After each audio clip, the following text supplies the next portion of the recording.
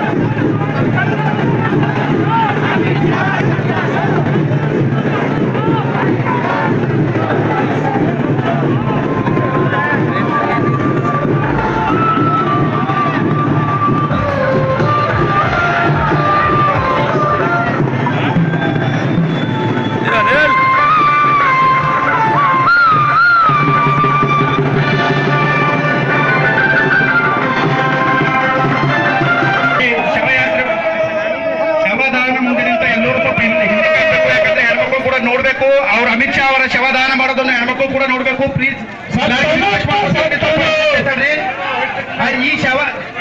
ಈ ಅಮಿತ್ ಶಾ ಅವರ ಶವದಾನ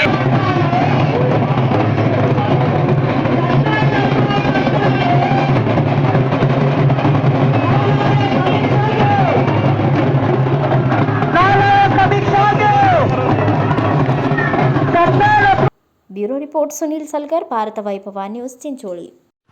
Thanks for watching. Read, discuss and debate with editor Dr. Yan Prashant Rao. Wanted reporters in print, digital and visual media for Bharat Vaibhav Daily Newspaper, BV News 5 Channel and BV Fast Web News from all the talukas of Karnataka, Goa and Maharashtra. If interested, send your resume to 9019229369.